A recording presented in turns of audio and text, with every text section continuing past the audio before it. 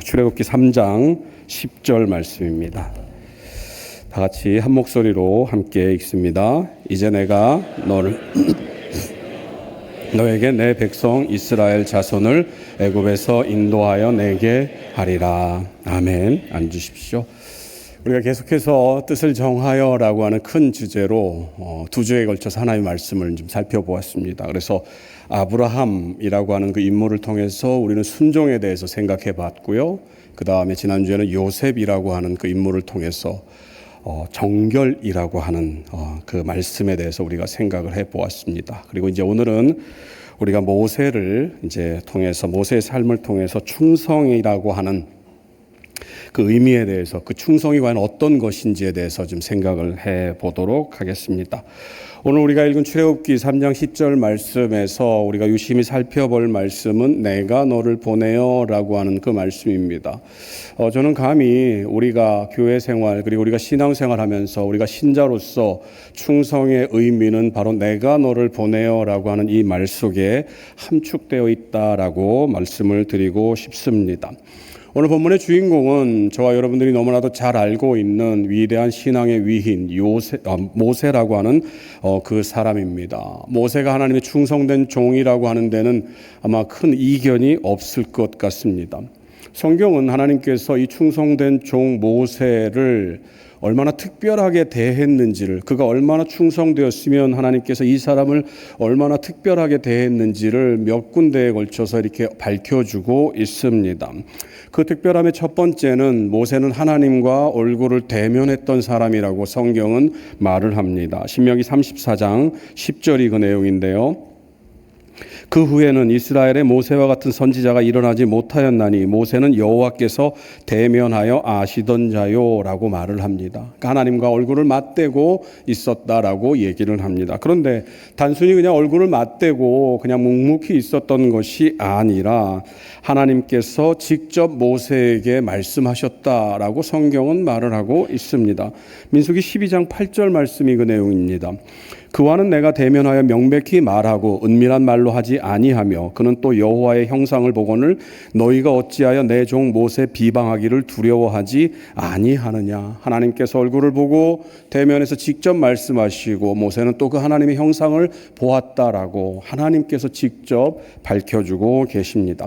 심지어 이 모세는 하나님께서 친구처럼 대하고 친구처럼 여기셨다라고 말씀을 하고 있습니다. 출애굽기 33장 11절입니다. 사람이 자기의 친구와 이야기함 같이 여호와께서는 모세와 대면하여 말씀하시며 모세는 진으로 돌아오나 눈의 아들 젊은 수종자 여호수아는 회막을 떠나지 아니하니라. 하나님께서 친구처럼 모세에게 직접 말씀하시는 그 내용을 출애굽기 33장 11절이 말을 하고 있습니다. 조금은 특별한 상황이기는 합니다만 하나님께서는 이 33장 11절 이후에 모세에게 너의 모든 소원을, 너의 모든 바라는 것을 다 들어주겠다라고 이렇게 또 약속하시는 내용이 기록되어 있습니다. 출애굽기 33장 17절 말씀입니다. 여호와께서 모세에게 이르시되 내가 말하는 이 일도 내가 하리니 너는 내 목전에 은총을 입었고 내가 이름으로도 너를 알미니라. 방금 읽은 개역개정 성경은 출애굽기 33장 17절 말씀의 내용이 좀 분명하게 우리에게 전달이 되지 않는 좀 그런 약점이라고 할까요? 좀 그렇습니다만 현대인의 성경은 이 출애굽기 33장 17절을 좀 더 쉽게 우리에게 전달해 주고 있습니다. 현대인의 성경 우리 같이 한번 읽어볼까요? 함께 읽습니다. 내가 너를 잘 알고 있으니 내 요구대로 내가 다 들어주겠다. 하나님께서 말씀하십니다. 너가 요구하는 것을 내가 다 들어주겠다. 그래서 모세의 특징적인 것, 얼마나 하나님께 인정을 받았는지를 우리가 이 네 가지 구절을 통해서 살펴볼 수가 있습니다. 모세는 출생부터 좀 남다른 인물이었습니다. 우리가 이미 잘 알고 있는 것처럼 모세는 하나님의 은혜를 입고 하나님의 섭리 가운데서 태어나고 자랐던 사람입니다. 그 내용을 일일이 다 여러분께 말씀을 드리기에는 시간이 좀 모자란 관계로 좀 생략하겠습니다만 거두절미하고 모세는 이스라엘 노예의 아들로 태어났지만 애굽의 왕자로 자라났다고 성경은 밝히고 있습니다. 사실 성경은 이 모세가 어떻게 양육되었는지를 구체적으로 밝히지 않고 있습니다. 다만 스데반의 설교를 통해서, 사도행전 7장에 나와 있는 스데반의 설교를 통해서 모세가 이렇게 자랐구나라고 하는 것을 좀 엿볼 수가 있는 말씀이 있는데요. 사도행전 7장 22절입니다. 모세가 애굽 사람의 모든 지혜를 배워 그의 말과 하는 일들이 능하더라. 모세는 바로 왕의 공주의 아들, 쉽게 얘기를 하면 왕자로서 애굽의 지혜를 모두 통달한 능력자로 자라났음을 보게 됩니다. 얼마나 많이 그 능력이 출중했던지 그의 말과 하는 일들이 능했다라고 기록을 하고 있습니다. 애굽에서 애굽의 왕자로, 비록 히브리 사람의 아들이지만, 히브리 민족이지만 애굽의 왕자로서 애굽의 모든 뛰어난 지식들을 다 받고 그 모든 것들을 섭렵한 그런 뛰어난 인물임에도 불구하고 모세는 자기의 정체성을 잃지는 않았던 것 같습니다. 그 근거가 출애굽기 2장 11절에 기록이 되어 있는데요. 우리 같이 한번 읽어보겠습니다. 모세가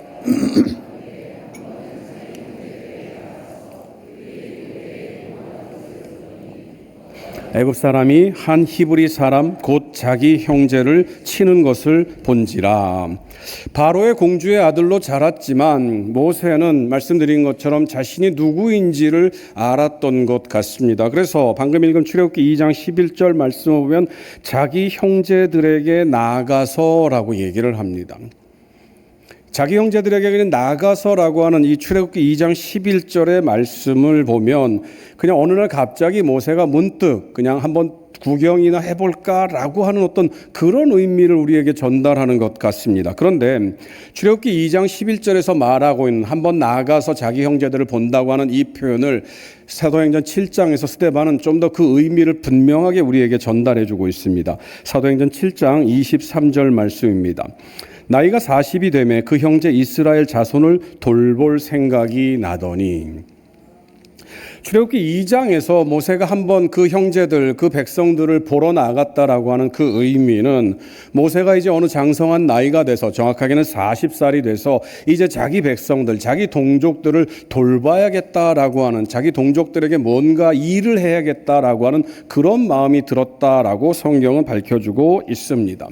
모세의 열정, 모세의 이 마음은 충분히 이해가 갑니다. 비록 자기가 애굽에서 바로 왕의 그 공주의 아들로서, 왕자의 신분으로서 자라났지만 자신은 히브리인이고, 그리고 이 히브리 백성들을 위해서 무언가를 해야 된다라고 하는 그런 마음들이 그 가운데 충만했던 것 같습니다. 그런데 공교롭게도 그렇게 자기 백성을 돌보기 위해서 나갔던 그때에 한 가지 사건이 일어나게 됩니다. 여러분이 잘 알고 계시는 것처럼 자기 민족, 히브리 민족이 애굽 사람에 의해서 고통을 당하는 것, 애굽 사람에 의해서 맞는 것을 보게 됩니다. 자기 백성을 사랑했던 이 모세는 울분이 일어났던 것 같습니다. 그래서 그 격분을 참지 못하고 결국은 그 애굽 사람을 쳐서 죽이고 그 애굽 사람을 모래에 파묻게 됩니다. 지금까지는 아무런 탈이 없었던 것 같습니다. 그 누구도 그 모세의 죄악을 본 적도 없고, 그리고 아무도 그 사실을 알지 못하고, 무엇보다도 모세는 자기가 자기 민족을 사랑하는 그 뜨거운 열정으로 인해서 그 일을 했기 때문에 아무런 문제도 없는 것 같아 보였습니다. 그런데 그 이튿날, 그 다음엔 이제 모세가 또 자기 민족들에게 나아갑니다. 그런데 이번에 그 자기 민족들의 반응이 모세를 놀라게 합니다. 무슨 의미입니까? 자기 민족들끼리 서로 싸웁니다. 히브리 민족들끼리 싸우는 것을 보고 말립니다. 그런데 그때 그 말리는 모세를 향해서 히브리 민족 중에 한 사람이 이렇게 얘기를 합니다. 출애굽기 2장 14절입니다. 그가 이르되 누가 너를 우리의 다스리는 자와 재판관으로 삼았느냐? 네가 애굽 사람을 죽인 것처럼 나도 죽이려느냐? 모세가 두려워하여 이르되 이 일이 탈로 되었도다. 말씀드린 것처럼 자기 백성을 돌볼 그 열정을 가지고 아차하는 실수였겠죠. 그런데 아무튼 애굽 사람을 죽이는 그런 사건이 일어났습니다. 그런데 놀랍게도 그 모세의 열정, 그 모세의 마음을 이 히브리 백성, 자기 동족들이 몰라줍니다. 그러면서 뭐라고 얘기를 합니까? 누가 너를 우리의 지도자로 삼았느냐? 누가 너를 우리를 판단하는 재판관으로 삼았느냐? 헛꿈 꾸지 말고 깨라. 이런 얘기를 했던 것 같습니다. 그리고 이 사실이 바로의 귀에도 들어갔습니다. 그래서 바로는 이 모세를 잡아 죽이려고 합니다. 그 내용이 출애굽기 2장 15절입니다.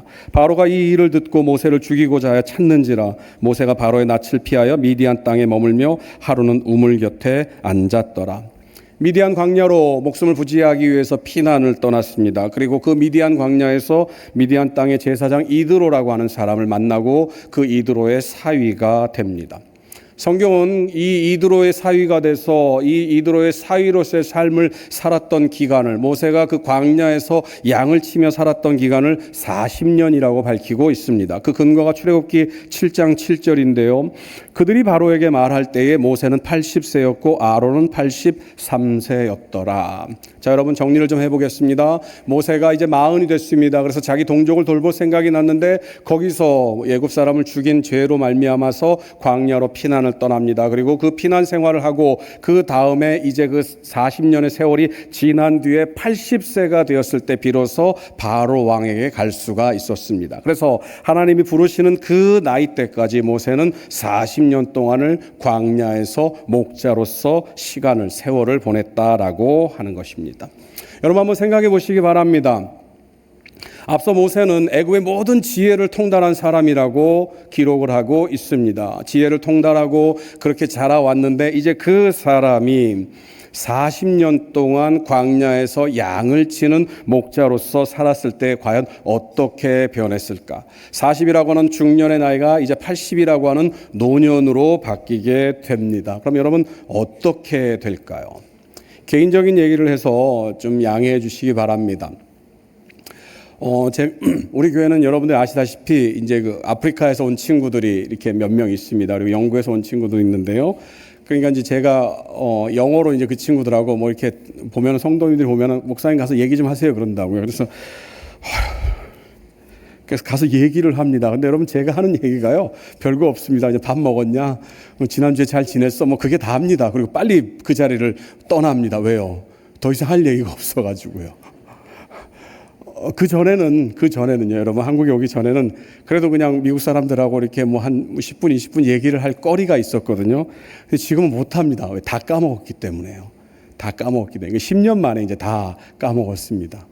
그럼 알아듣는 것도 잘 못 알아들어요. 그런데 여러분, 이 모세라고 하는 사람은 무려 그 기간이 40년입니다. 그리고 나이가 80입니다. 그럼 과연 이 사람이 어떻게 변했을지를 여러분 상상에 맡기도록 하겠습니다. 오늘 본문은 하나님께서 모세에게 이스라엘 백성들을 인도하여 내라고 말씀하시면서 너는 이제 바로 왕 앞에 가서 내가 너에게 명령한 것을 바로에게 말해야 된다라고 하는 그런 부름을 보여주고 있습니다. 그런데 하나님께서 그렇게 부르셨을 때 이 모세가 어떻게 대답했는지를 한번 보시기 바랍니다. 출애굽기 3장 11절입니다. 모세가 하나님께 아뢰되 내가 누구이기에 바로에게 가며 이스라엘 자손을 애굽에서 인도하여 내리까. 여러분 40년 전의 모세와는 판이하게 다른 것을 보게 됩니다. 40년 전의 모세는 이렇게 생각을 했습니다. 이제 내가 내 백성들을 돌봐야지. 그런데 지금 모세는 뭐라고 얘기합니까? 나는 그런 일을 할 수 없는 별 볼 일 없는 사람입니다. 내가 누구이기에, 내가 도대체 어떤 사람이기에 이런 일들을 감당하겠습니까? 모세는 스스로를 가리켜서 나는 양치는 촐로에 불과합니다 라고 하는 것을 하나님 앞에 밝히고 있습니다. 그럼에도 불구하고 하나님께서는 계속 모세에게 말씀하십니다. 너는 그래도 가야 한다. 그런데 그 하나님의 명령에 또 모세는 이렇게 대답합니다. 출애굽기 4장 10절입니다. 같이 한번 읽겠습니다. 모세가 여호와께 아뢰되 본래 말을 잘하지 못하는 자니이다. 주께서 주의 종에게 명령하신 후에도 역시 그러하니 나는 입이 뻣뻣하고 혀가 둔한 자니이다. 그런데 여러분 우리가 이미 살펴본 사도행전 7장에서 스데반은 뭐라고 말합니까? 그 모세는 말과 하는 일에 능하였다라고 얘기를 합니다. 40년의 세월이 모세를 이렇게 바꿔버린 것 같습니다. 나는 원래부터 말을 잘 못하는 사람입니다. 홀로 양을 치면서 지냈던 그 40년의 세월은, 그리고 그 시간들, 점점점 기력이 쇠하는 그 40년의 시간들은 배우고 익혔던 모든 것들을 잃어버리기에는 충분한 시간으로 생각이 됩니다. 그럼에도 불구하고 하나님께서는 다시 모세에게 하나님의 뜻을 명령하십니다. 가라. 그런데 그 모세는 다시 하나님 앞에 자신의 솔직한 심경을 고백합니다. 출애굽기 4장 13절입니다. 제가 읽어드리겠습니다. 모세가 이르되 오 주여 보낼 만한 자를 보내소서. 하나님, 나는 이 일을 감당할 깜냥이 못 됩니다. 아무 능력도 없는 보잘것없는 양치기에 불과합니다. 그러니 하나님, 나를 보내시는 것은 말도 안 됩니다. 그런데 하나님은 그 모세를 향해서 가라고 명령하십니다.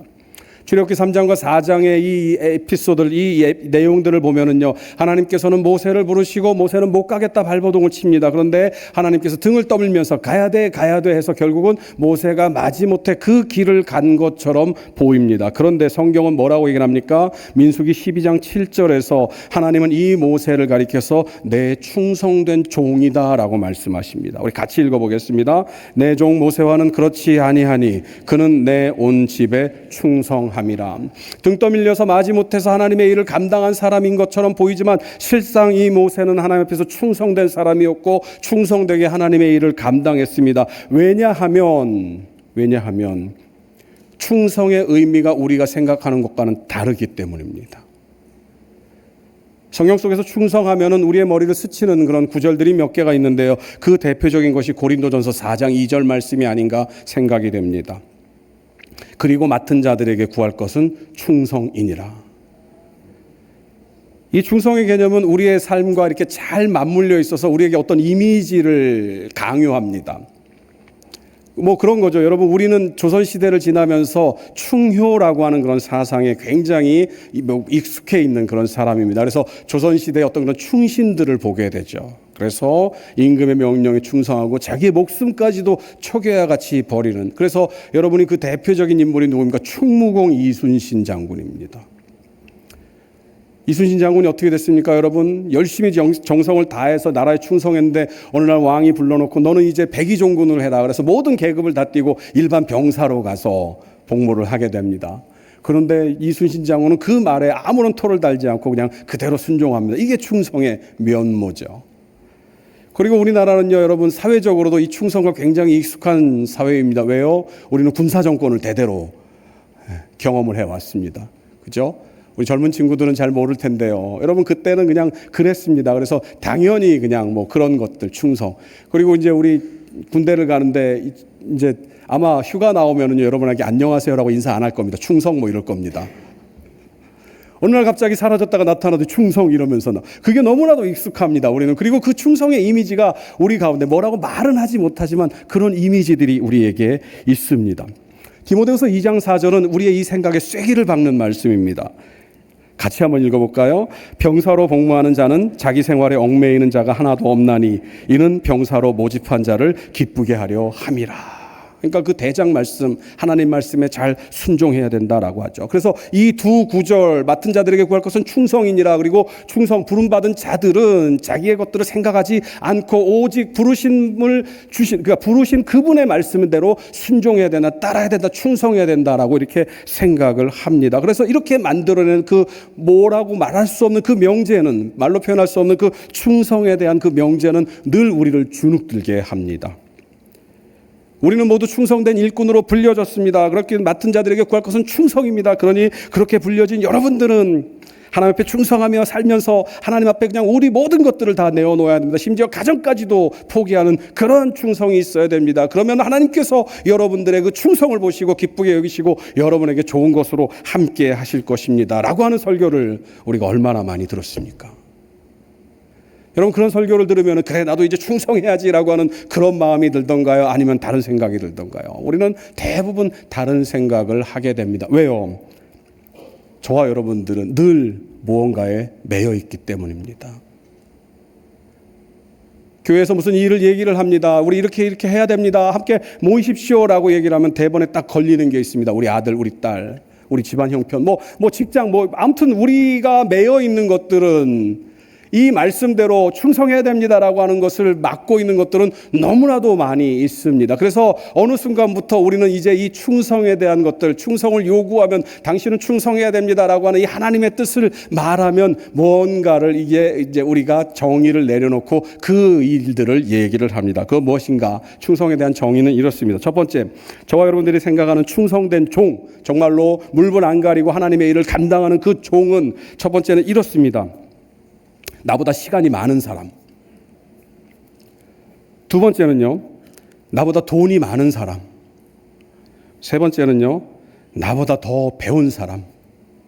그리고 네 번째는 나보다 더 젊은 사람. 그러니까 누군가가 여러분에게 여러분 충성해야 되지 않습니까? 라고 얘기를 하면 여러분 말합니다.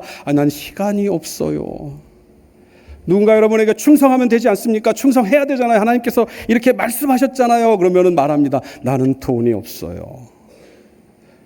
누군가 여러분에게 충성을 강요하면 여러분은 말합니다. 난 배운 것도 별로 없는데. 그리고 마지막으로 뭐라면 난 나이도 많아서.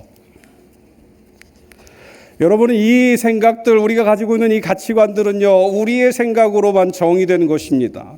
하나님께서는 저와 여러분을 부르실 때 당신은 돈이 많으니까 충성해야 됩니다. 당신은 시간이 많으니까 충성해야 됩니다. 당신은 누구보다 젊으니까 충성해야 됩니다. 당신은 많이 배웠으니까 충성해야 됩니다라고 말하지 않습니다. 지금까지 제가 드린 말씀, 그리고 이 모세의 모습을 통해서 우리가 잊고 있는 것이 한 가지 있는데 그것이 무엇인가? 바로 모세를 부르신 분이 하나님이라고 하는 사실입니다.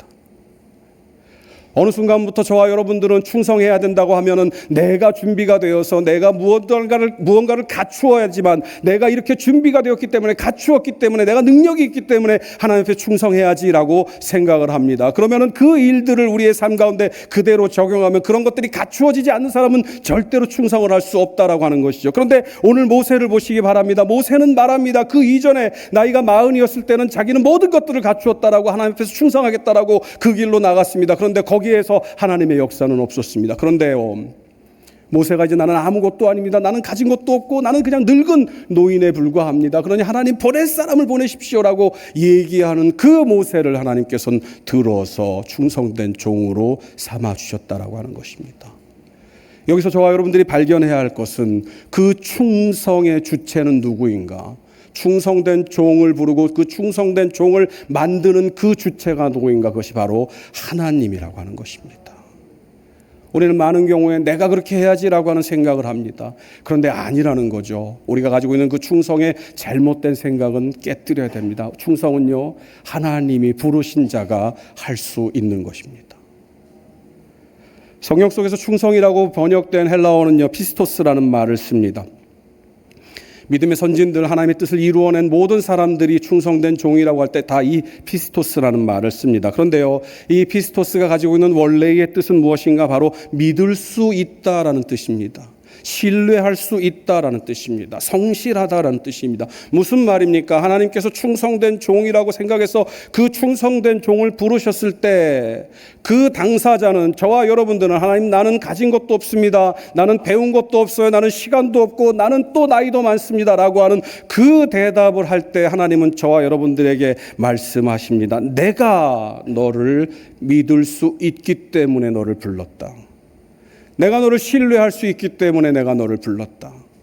내가 너의 삶을 통해서 하나님의 일을 감당할 수 있는 그 능력을, 그 일들을 보았기 때문에, 그것을 알고 있기 때문에 하나님께서 너를 택했다라고 말씀하고 계시는 것입니다.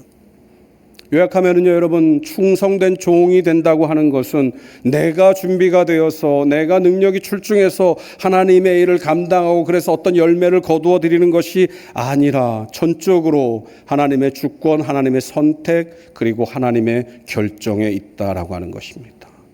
하나님께서 저와 여러분을 선택하시면, 하나님께서 저와 여러분을 충성된 종으로 부르시면 저와 여러분들은 충성된 종이 될 수 있다는 것입니다. 왜요? 모세에게 함께 하신 하나님이 모세에게 능력으로 함께 하셨던 것처럼 저와 여러분들에게 하나님의 능력을 약속하시기 때문입니다. 그러나 그러한 믿음들은 다 저버리고 내 일로, 내 능력으로, 내 생각으로, 내 뜻으로 내가 하나님의 무언가를 이루어내야지라고 하는 그러한 잘못된 충성을 가지고 있고, 그렇게 해서 일을 하게 되면요, 여러분, 반드시 두 가지 결말에 이르게 됩니다. 그것이 무엇인가? 첫 번째는요, 반드시 실패하게 되어 있다는 것입니다.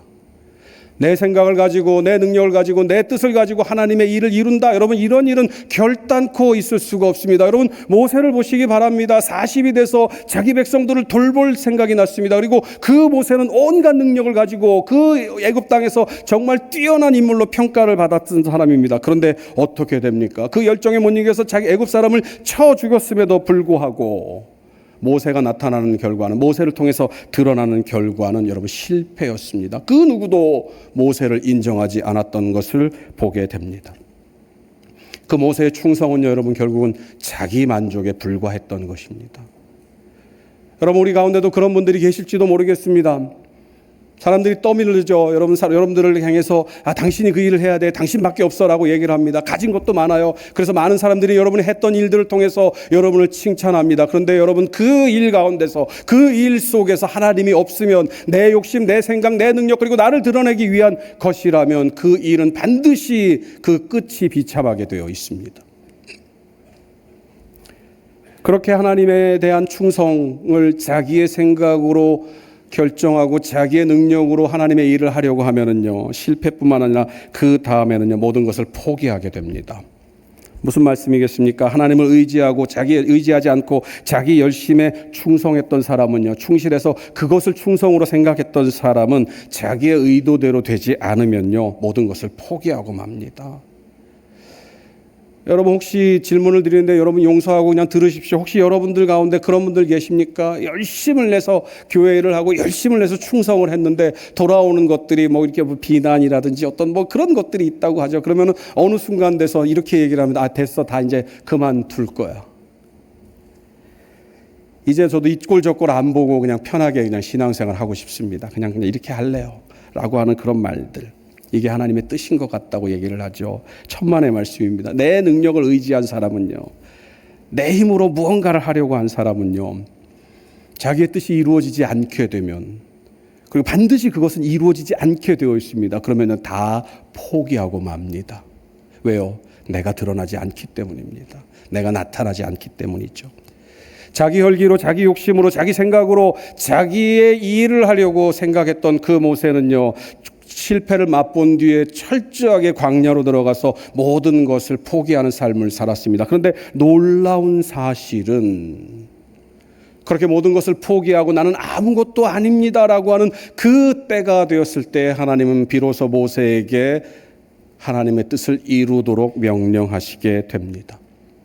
무슨 말이겠습니까? 이제 모세가 준비가 되었다는 것입니다. 무슨 준비가 되었어요? 내 능력, 내 힘, 내 의지로는 결코 하나님의 뜻을 이룰 수 없는 그 사실을 하나님은 이제 받아들일 준비가 되어 있다고 모세를 판단하신 것입니다.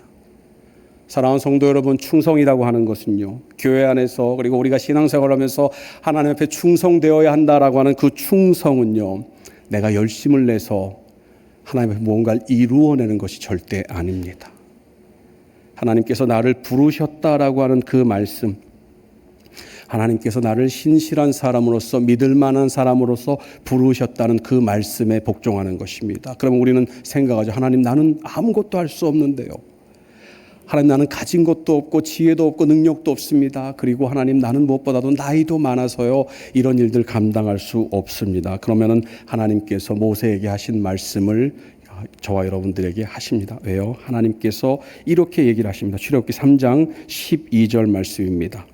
같이 한번 읽겠습니다. 하나님이 이르시되 내가 반드시 너와 함께 있으리라.